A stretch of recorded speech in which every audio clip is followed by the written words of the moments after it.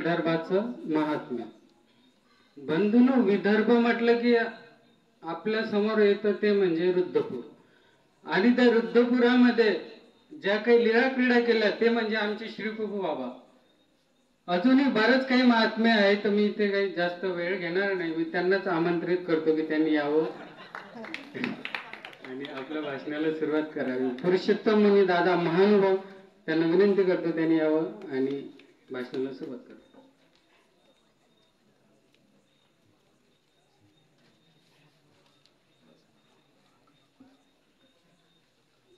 तृषाकांतची वाट पाहे, गगनीच्यातक तो पक्षिया, भूमीचे जळसे विना किमपी, मेघांचे वांतोनिया. त्यासाठी घनवर्षाव करीतो संतोष माने मनी, करुणामे तुझ भावितो अवधूता, यावे आता धावनी. श्री दत्तात्रेय महानुभाव शिक्षण संस्था वांबोरी याच्या विद्यमाने 21 वर्षापासून चालत आलेली ही शारदीय व्याख्यानमाला आणि या व्याख्यानमालेला लाभलेले परमपूजनीय आदरणीय श्रद्धेय मामाजी आचार्य, ज्यांच्या शाळा छत्राखाली आम्ही राहत आहोत, वाढत आहोत, त्यांची अमृतकाळ आम्हाला नेहमी ज्ञानाच्या माध्यमातून मिळत असते आणि आपण तो आनंद भोगत असतो. अशा प्रकारचे मामाजी आणि या ठिकाणी असलेले विद्वतरत्न, ज्यांचा ब्रह्मविद्येचा अभ्यास झालेला आहे, असे संत महंत आणि युवा ज्यांचा अभ्यास सध्या सुरू आहे, असे युवा पिढीतील आणि सर्व अच्युत गोत्रीय बंधू भगिनींना माझा दंडवत प्रणाम. आज आपण पाहतो की या भारतभूमीवर प्रत्येक जिल्ह्यामध्ये, प्रत्येक भागामध्ये एक महत्त्व आहे आणि ते महत्त्व म्हणजे जसं आपण पांचाळेश्वरला गेलो तर आत्मऋषीचं पांचाळेश्वरचं महात्म्य आहे. माहोरला जर गेलो तर तिथं दैवल्य ऋषीचं महात्म्य आहे. श्री दत्तात्रेय दररोज निद्रास्थानाला येतात. इकडे दिल्लीकडे गेलो तर ताजमहाल आहे. इकडे वेरूळ अजिंठाला गेलो तर अजिंठा लेणी आहे. म्हणजे प्रत्येक ठिकाणी या भारतभूमीवर आपण जर पाहिलं तर माणसाने भक्तीच्या सामर्थ्यानं किंवा परमेश्वरानं काही क्रीडा केल्या असतील किंवा विग्रहानं काही क्रीडा केल्या असतील, अशा बरेचशा या भारतभूमीवर आपल्याला पाहायला मिळते. त्याचप्रमाणे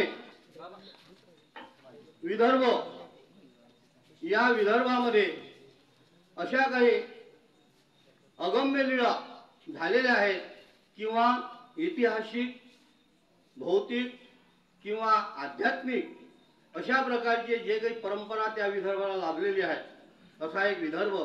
आणि या विदर्भामध्ये या विदर्भाला वऱ्हाड सुद्धा म्हणतात. श्री चक्रधर स्वामींच्या ठिकाणी पूजा करत असताना साधैसा जेव्हा स्वामींची पूजा करते कनाशीला, त्यावेळेला चक्रधर स्वामी काय म्हणतात की बाई हे वऱ्हाडीची साधा. म्हणजे आपल्याला त्या वऱ्हाडाचा एक संबंध श्री चक्रधर स्वामींनी सुद्धा त्या ठिकाणी वापरलेला आहे. असे युगानुपरत्वे आपण पाहू की या विदर्भाला कोणत्या कोणत्या अवतारांचा संबंध झालेला आहे, कोणते कोणते भक्त आपल्याला त्या ठिकाणी आपल्याला सिंहावलोकन त्या गोष्टीचं आपल्याला करायचं आहे. म्हणून विदर्भ या गोष्टीने आपल्याला महत्त्वाचा ठरेल की ज्या वेळेला त्रेतायुगामध्ये श्री दत्तात्रेय प्रभूंची भक्ती करणारी राणी मदरसा, ही राणी मदरसा एक अशी स्त्री होऊन गेली की त्या स्त्रीचं नाव आज पुराणामध्ये म्हणा की आज आपण चंद्र सूर्य आहे तोपर्यंत तिचं लिहिलेलं नाव आहे की प्रत्येक मनुष्य तिचं नाव घेणार आहे. का घेणार आहे की आज अशी स्त्री आज भारतभूमीवर एकही झाली नाही की तिने आपले राणी असूनही आपल्या पतीशी आव्हान केलं की मला जे 7 पुत्र झालेले आहेत, मी 7ही पुत्र श्री दत्तात्रेय देणार आहोत, ते भक्ती मार्गात लावणार आहोत आणि धर्माला लावणार आहोत.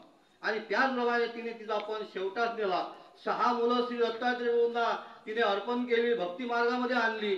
आणि ज्या वेळेला राजा रडक राजा जो राहिला तो राज्य लोभामुळे विषय लोभामुळे तो त्याग करू शकला नाही.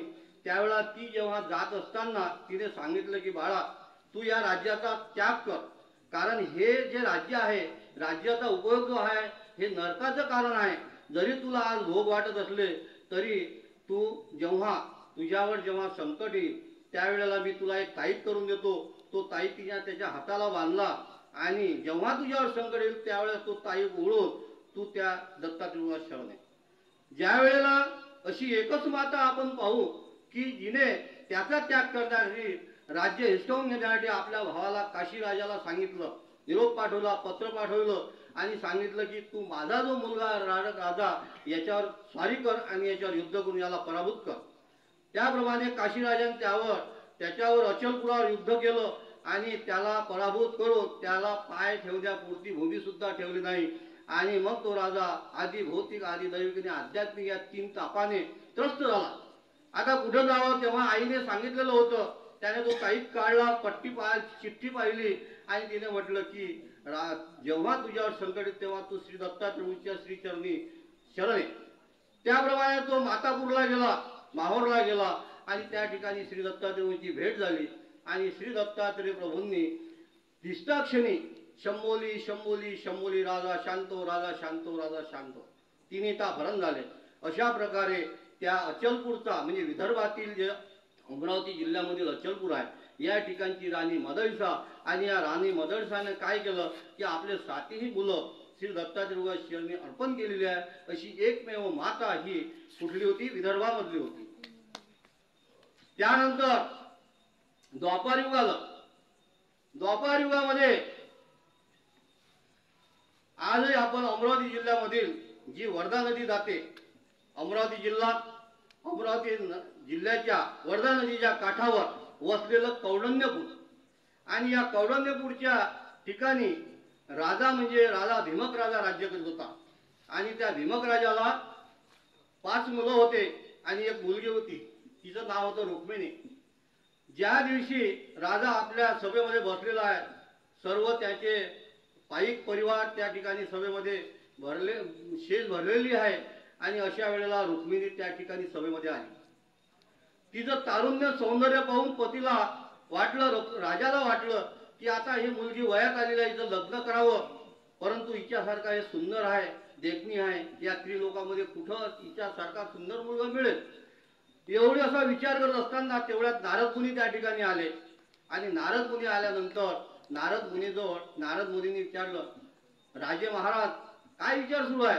अहो म्हणे ही मुलगी आता लग्नाला आली, हिच्यासाठी चांगला वर तुम्ही पहा, कारण तुम्ही 3 लोकांमध्ये फिरणारे आहे.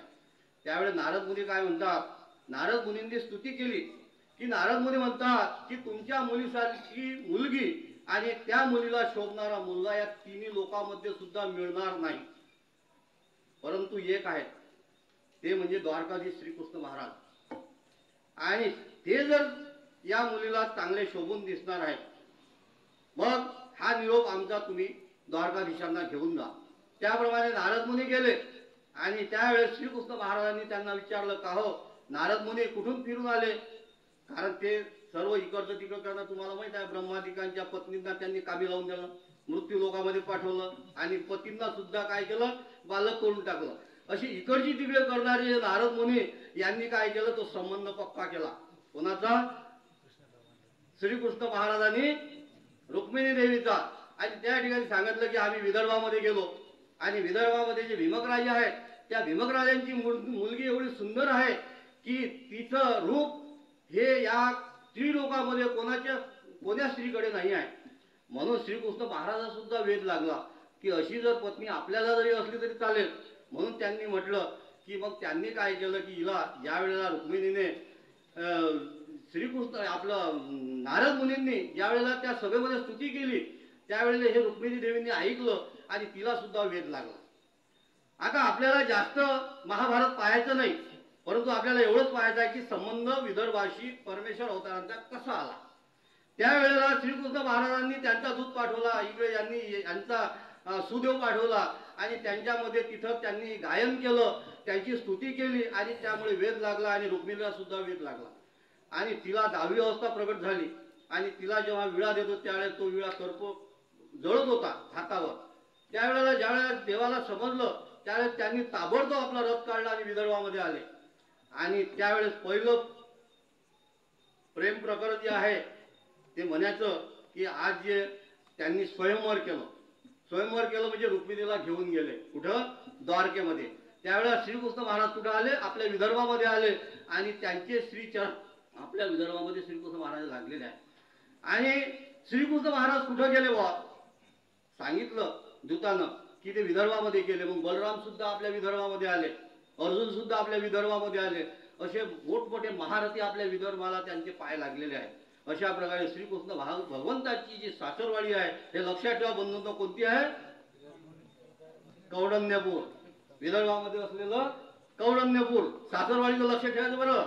सासरवाडी जशी आपण आपल्या सासरवाडीचं लक्ष ठेवतो त्याप्रमाणे श्रीकृष्ण महाराजांच्या सासरवाडीचं आपण लक्ष ठेवलं पाहिजे की सासरवाडी कोणती श्रीकृष्ण महाराजांची? कौंडण्यपूर. पहा श्रीकृष्ण महाराज पुऱ्या भारताचं संशोधन करणारे परंतु आले कुठं? विदर्भामध्ये वर्धा नदीच्या काठी आणि द्रौपदी आपलं याला रुक्मिणीला घेऊन गेले. हा दुसरा संबंध द्वापार युगाचा. आता तिसरा संबंध श्री चक्रपाणी महाराजांचा. कामाख्य निमित्त हरिपाठ देवाचा चक्रपाणी महाराजांनी स्वीकार केला. कोणाच्या? कामाख्य निमित्तानं. आणि ज्या वेळेला चक्रपाणी महाराज पाताळ गुंफेमध्ये होते आणि भक्तजन मंडळी सर्व समोर बसलेली होती आणि अशा वेळेला श्री चक्रपाणी महाराजांनी काय केलं की आपला श्रीकर कुश काढला आणि अंगुठा श्रीमुखामध्ये घातला. महाजनांनी विचारलं जी ऐसे का केले? त्यावेळेस ते म्हणतात की कावळीची कामाख्या हटयोगिनी ती वळे पुढे तळीत होती, तिचा हात पोळला ते येथुनी विझविला. कुठं? अचलपूरला. अळसपुरी म्हणजे अचलपूरला. ती काय करत होती? कामाख्या वळे पुढे तळत होती. आणि मग महाजनांना वाटलं की बा खरंच हे आहे काय, म्हणून त्यांनी निरोप पाठवला किंवा स्वतः गेले आणि तिथं ज्यावेळेला चौकशी केली त्यावेळेला तिने म्हटलं की हो म्हणे त्यावेळेस तर ते चक्रपाणी महाराज माझ्याजवळ होते. आता या ठिकाणी ज्याप्रमाणे श्रीकृष्ण महाराज प्रत्येक राधेच्या जवळ गवळीजवळ होते, विज्ञान मूर्तीचे विज्ञान सामर्थ्याचे, पण वरिष्ठर कुठे होते? रुक्मिणीजवळ होते. त्याचप्रमाणे श्री चक्रपाणी महाराज तिथं सुद्धा होते द्वारकेमध्ये आणि इकडे चक्रपाणी महाराज इकडे अळसपूरला सुद्धा ते बोट विझवण्याकरता तिथं हजर होते. म्हणून ती काय म्हणते की चक्रपाणी महाराज तर इथं होते. म्हणून ते सामर्थ्य पाहून तिने काय केलं की ते द्वारकेला गेली आणि द्वारकेला गेल्यानंतर तिने हट्ट धरला आणि श्री चक्रपाणी महाराजांनी हट्टापायी आपला पुरत्याग करून त्यावेळेला जे प्रधानपुत्र होते हरिपाळदेव त्यांचा नुकताच मृत्यू झाला होता आणि स्मशानामध्ये आणलेलं होतं. दुःखाची कळा भडवस नगरीवर पसरलेली होती. अशा वेळेला श्री चक्रपाणी महाराजांनी त्यांच्या देहामध्ये प्रवेश केला आणि पूर उठविलं. त्यानंतर चक्रपाणी महाराज म्हणजे आज आपण गोसावी म्हणू त्यावेळेला त्यांनी हरिपाळ देहाचा देह स्वीकारला. हरिपाळ देहाचे देहधर्म गुणधर्म सुद्धा त्यांनी स्वीकारले आणि मग त्या विशाल देवांना वाटलं की हा आपला मुलगा नाही. हे काया प्रणिपात म्हणजे त्यावेळेस जे काही योगी होते ते त्या संपत्तीचा उपभोग घेण्याकरिता त्यांच्या देहामध्ये प्रवेश करत अशा विद्या होत्या. म्हणून तिची ओळख करण्याकरिता विचारत होते तिला कमळाईशाला की बुवा यांच्या ज्या काही खानाखुना आहेत ह्या बरोबर आहेत काय, किंवा राजाने प्रधानाने काही आजूबाजूला 10-12 कोसामध्ये कोणाची काही देह पडलेला आहे का, कोणतरी काया टाकून त्यांच्या देहामध्ये प्रवेश केला का. म्हणून अशा प्रकारे त्यांनी सर्व संशोधन केलं परंतु सर्व गोष्टी त्याचे पुरावा मिळाले नाहीत. मग आता बा हाच आपला हरिपाळ देव. परंतु हरिपाळ देवांच्या पत्नीने दूध खेळत असताना दागिने दिले नाहीत म्हणून श्री हरिपाळ देव म्हणजे आज आमचे गोसावी यांनी नेम केला की आपल्याला या राज्याचा त्याग करून उदास झाले आणि कुठं आले? मनोर्थ कुठं केला? विदर्भामध्ये. एवढ्या मोठ्या पृथ्वीवर कोणत्याच ठिकाणी त्यांनी मनोर्थ केला आणि कुठे केला? विदर्भामध्ये. आता जावं कुठं जावं? रामटेकच्या निमित्ताने. प्रधान परमिशन देत होता परंतु आईंच्या संमतीमुळे त्यांना येण्याचं प्रयोजन झालं.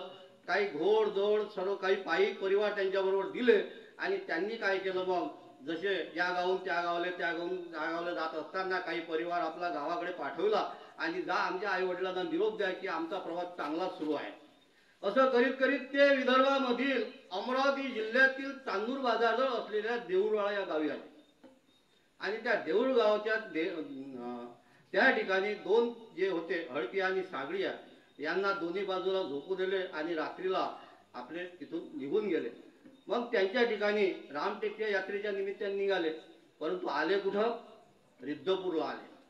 रिद्धपूरला आल्यानंतर बाजारामध्ये आले. त्यावेळेस ती मोठी बाजारपेठ होती रिद्धपूर म्हणजे, आणि हलवाईची बाजार पेठ. दोन्ही बाजूने दोन्ही रांगा अशा भरलेल्या आहेत, एक पूर्वाभिमुख एक पश्चिमाभिमुख. श्री प्रभू बाबा त्या ओळीने येत आहेत. आमचे चक्रधर स्वामी इकडून जात आहेत. आणि श्री प्रभू बाबांची ती मूर्त कशी होती? सावळी श्रीमूर्ती, नाभी चुंबित खांड, मोकळे केश कलाप, डाव्या हाताची आंघोळी वांकट, अर्धा डोळा उंबलिक, अर्ध वस्त्र कमरेला, अर्ध वस्त्र खांद्यावर. श्रीकरामध्ये शंभर बुर्डे, काही खावं झाले म्हणे, काही राहिले म्हणे. अशा वेळेला श्री प्रभू बाबांना पाहिल्याबरोबर आमच्या स्वामींनी काय केलं? काया प्रणिपात केला, दंडवत केला. आणि मग आमच्या स्वामी श्री प्रभू बाबांनी त्यांच्याकडे काही खाऊन झाले होते शंभर बुर्डे, काही राहिलेले होते. मग श्री प्रभू बाबांनी त्यांना प्रसाद दिला. प्रसाद दिल्याबरोबर त्यांना तो प्रसाद त्यांनी नमस्कारला आमच्या सर्वज्ञ श्री चक्रधर स्वामींनी. आणि काय म्हणे? तू आता माझा झाला होय म्हणे. त्या ठिकाणी श्री चक्रपाणी महाराजांनाच म्हणजे हरिपाठ देवांना त्या ठिकाणी काय केलं की ज्ञानशक्तीचा स्वीकार करून उभय शक्तीचा स्वीकार केला. आणि त्या ठिकाणी ज्ञानाचे कार्य आपलं गोविंद प्रभू पासून गुरु मानून ते कार्य सुरू झाले. मग ज्ञानाचे कार्य ते ऐसे. मग ज्ञानाचे कार्य झाल्यानंतर काय? वैराग्य उपजित. मग वैराग्य करण्याकरता आमच्या गोविंद प्रभूंना गुरु मानून ते कुठं निघाले? सालवर्डीकडे निघाले. मग तळेगावी पहिली वस्ती झाली. तिथून 3 किलोमीटर तळेगाव आहे. पहिली वस्ती कुठे झाली? तळेगाव. आणि तळेगाववरून स्वामी तिकडे गेले सालवर्डी. मग वैराग्य कसं केलं आमच्या स्वामींनी हे आम्हाला आचारासाठी फार महत्वाचं आहे. की 12 वर्ष श्री चक्रधर स्वामींनी त्या पहाडामध्ये राहून जर असे चालत होते तर एखाद्या काठीला जर वस्त्र जर गुंडाळलं तर ते काढण्याची सुद्धा त्यांची इच्छा नव्हती. कोणी जर रस्त्यानं आलं काढून दिलं तर ते काढल्या जात होतं. खड्या गोट्यावर झोपणे, कुठेही पाऊल स्वीकार करणे. आणि अशा या 12 वर्षाच्या सहवासामध्ये त्या ठिकाणी मुक्ताबाईची भेट झाली. ती मुक्ताबाई सुद्धा विदर्भामध्ये तपश्चर्या करण्याकरता गेली होती. ती भर्तृहरीची भावजय विक्रमादित्याची राणी.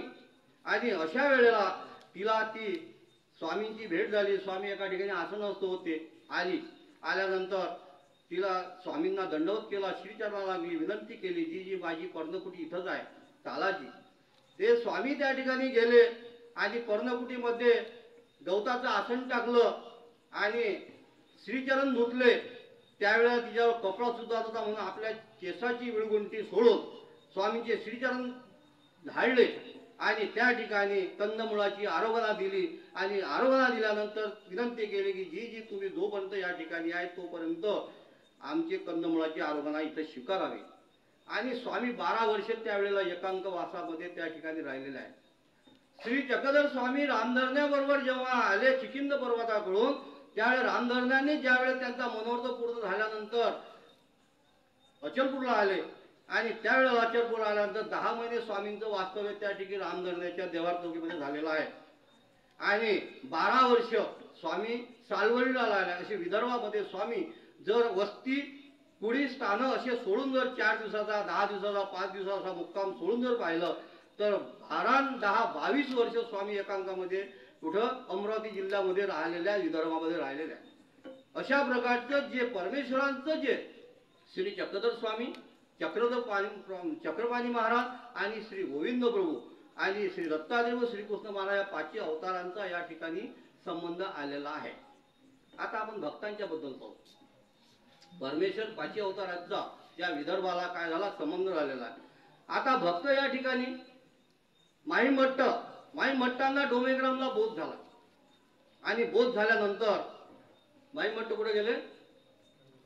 रिद्धपूरला गेले. सर्वज्ञ श्री चक्रधर स्वामींचा मुक्काम इथं होता. परंतु स्वामी श्री प्रभू बाबांचं नाव त्यांनी पंचकृष्णामध्ये ऐकलेलं होतं. दास्यमोचक याच्यामध्ये श्री प्रभूंचा अवतार स्वामींनी सांगितलेला होता. मग आता इकडे जर राहिलं तर आपले नातेवाईक आपल्याला घेऊन जातील, गर्भ श्रीमंत मनुष्य, मोठी भीती असते. आणि मग त्या परिसरामध्ये गेले आणि शेवटपर्यंत जोपर्यंत अवतार होता तोपर्यंत माई मठ्ठांनी त्या ठिकाणी श्री बाबांचं दाक्ष केलेलं आहे. म्हणजे नगर जिल्ह्यातले माई मठ हे आयुष्यभर कुठं राहिले? रिद्धपूरला राहिले, म्हणजे विदर्भामध्ये राहिले. त्याचप्रमाणे नागदेव आचार्यांची जी आई होती आवाईसा, ही आवाईसा सुद्धा सेवा दाक्षाकरिता आमच्या स्वामींनी रिद्धपूरला पाठवली. ती सुद्धा शेवटपर्यंत कुठं होती? रिद्धपूरला होती. आणि जी आपण म्हणतो की ज्या अमरावती जिल्ह्यामध्ये आज आपल्याला आठवणीय स्मरणीय जी लेख आहे, त्या लेखीचा आपण संदर्भ पाहू की आजही त्या गावाचा कोणत्याही प्रकारचा विकास झालेला नाही. आम्ही अमरावती जिल्ह्यातले आहोत, परंतु त्या गावामध्ये एवढी मोठी श्री प्रभुबाबांची लेख असताना तिथं स्मृती स्थळ सुद्धा बांधलं गेलं नाही आणि तिचं आठवण सुद्धा त्या ठिकाणी राहिलं. फक्त आपल्याला लीळा चरित्रामधून आपल्याला पाहायला मिळते की श्री प्रभुबाबांची लेख म्हटल्यानंतर सावळापूरची लेख आपल्या डोळ्यासमोर येते, हे आपण चरित्रामध्ये पाहतो. परंतु आजपर्यंत मानवा पंथातल्या कोणतेही समोर येणाऱ्या किंवा जे काही आपले संत महंत आहेत यांनी कधीही त्याबद्दल त्या गावाचा विचार केलेला नाही आणि तिचे एक स्मृतीस्थळ म्हणून त्या ठिकाणी बांधलेलं नाही आहे. म्हणून त्या गावात जाण्याला आज रस्ता सुद्धा नाही बरोबर, की गाडी जर गेली तर त्याला आता जर 12 वाजता जेवण करून गेला तर संध्याकाळी त्याला 5 वाजता भूक लागते, अशा प्रकारचा रस्ता आहे. अशा प्रकारच्या या रस्त्यावर आज लोक त्या गावामध्ये जातात, परंतु ज्यांना माहित आहे त्यांना माहित आहे की जे मानवा पंथ आहेत त्यांना माहित आहे ही सावळापूरची लेख इथली आहे म्हणून, ते सासर आहे तिचं. पण ज्या वेळेला तिने घरामध्ये त्रास सुरू झाला, सासू सासरे पती त्रास द्यायला लागला, त्यावेळेला तिला आई वडील नव्हते, परंतु ना मुलाचा असतो ती आपली सहन करत होती. परंतु ज्या दिवशी तिला खरोखर घरातून काढून देण्यात आलं त्यावेळेला तिला घरातल्या लोकांना वाटलं की अरे तू कुठे जाणार आहे. आणि तिला फक्त एवढंच माहित होतं की राऊळ माय राऊळ बाप हे विदर्भामध्ये आहेत आणि विदर्भातले दैवत आहेत आणि माझं रक्षण कोण? श्री गोविंद प्रभूच करणार आहे. अशा वेळेला ती त्या वाटेने जायला लागली. तिच्या पतीला वाटलं की हे कुठं जाणार आहे, तिला तर आई वडील नाही आहेत, मग आता कुठं जाणार आहे पाहू आपण, म्हणून ते मागे मागे तिच्यात गेले. ज्या वेळेला श्री प्रभू बाबा भक्तजनामध्ये बसलेले होते त्यावेळेला काय म्हणतात, माझी लेकी येईल म्हणे. स्वामींनी अगोदर सांगितलं श्री बाबांनी काय म्हणतात, माझी लेकी येईल म्हणे, चोळी लोगळी घ्यावे म्हणे, जावाई येईल म्हणे. अशा प्रकारचं त्यांनी आपलं भविष्य अगोदर सांगून दिलं. लेक यायच्या अगोदर आणि लेक आली, लेकीची भेट झाली, राऊळासारखे वडील तिला मिळाले. परंतु त्यावेळेला जावायला ठेवून 4 दिवस जावायला ठेवलं, कपडे घेतले, हिला चोळी लुगडी घेतली, बांगड्या घेतल्या आणि त्यांना सार केलं. त्यावेळेस तिच्या पतीला वाटलं, सासू सासऱ्यांना वाटलं की खरोखर हिचे आई वडील जे आहेत, जे वडील आहेत ते कुठं या विदर्भामध्ये अमरावती जिल्ह्यामध्ये रिद्धपूरला आहेत. आणि तेव्हापासून त्यांनी त्रास द्यायचं सोडून दिलं. परंतु ज्या वेळेला पाणी भरायला एक दिवस गेली, श्री प्रभू ज्या दिवशी निजधामाला गेले आणि निजधामाला गेल्यानंतर तिला कळलं की राऊळ म्हणजे माझे बाप कुठं निजधामाला गेलेले आहे. बायाकडून बाकीच्या बाया पाणी भरण्याकडून समजलं आणि तशी तिनं घागर टाकून दिली आणि रिद्धपूरच्या वाटेने धावत निघाली. त्यावेळेला नागदेव आचार्य, माईम भट्ट, कोथळोबा आणि चौथा कोण होता हे सांगता येत नाही, अशा चौघांनी श्रीप्रभूंची तिरडी गावाच्या बाहेर नेली मशानभूमीमध्ये. आणि अशा वेळेला ती धावतच येऊन गड्डा केलेला होता, परंतु त्या गड्ड्यामध्ये श्रीप्रभूंना ठेवलेलं नव्हतं आणि ती तिरडी खाली ठेवली. तेव्हा ते येऊन माझे राऊळ बाप म्हणून आक्रोश करून रडू लागली आणि श्रीप्रभूंच्या आपल्या देहावर तिनं आपलं देह टाकलं आणि दुःख करू लागली. आणि ती अवस्था तिची पाहिल्यानंतर आमचे नागदेव आचार्य आणि माई भट्ट म्हणतात की आम्ही आजपर्यंत श्रीप्रभूच्या सन्निधानात असताना आम्हाला सुद्धा एवढं दुःख झालं नाही, एवढं दुःख या लेकीला झालेलं आहे, एवढी तिच्या ठिकाणी आवडी होती. मग त्यांनी श्रीप्रभूचा अंत्यसंस्कार केल्यानंतर तिला चोळी लुगडी घेण्यासाठी थांबवलं, परंतु ती म्हणाली माझे राऊळ माझे बाप इथं नाहीत, माझे तेच सोडून गेलेले आहेत, तर मला तुमची चोळी लुगडीची काही गरज नाही. अशा प्रकारच्या विदर्भामध्ये असलेले ते कोथळवास, इंद्रभट्ट, लक्ष्मींद्र भट्ट हे श्रीप्रभूंच्या सन्निधानामध्ये होते. आणि अशा प्रकारे श्रीप्रभू बाबांनी त्या रिद्धपूरमध्ये अनेक लीळा केल्या, अनेक कार्य श्रीप्रभू बाबांनी केलं आणि अशा 5 अवतारांचा या विदर्भाला संबंध झालेला आहे. अशा प्रकारचं हे विदर्भ महात्म्य हे आज मी तुमच्या समोर वाखाणलेलं आहे. आणि या ठिकाणी जे आयोजक आहेत यांनी मला या प्रथमच वर्ष आहे माझं आणि या ठिकाणी मला 2 शब्द बोलण्याची संधी दिली, त्याबद्दल मी त्यांचे आभार मानतो. एक दोहा फक्त याच्यावर म्हणतो आणि मी संपवतो. धर्म पे धरती खड़ी, धर्म पे खड़ा है आकाश, किस बात की कमी है मामा जी है जिसके पास. धन्यवाद.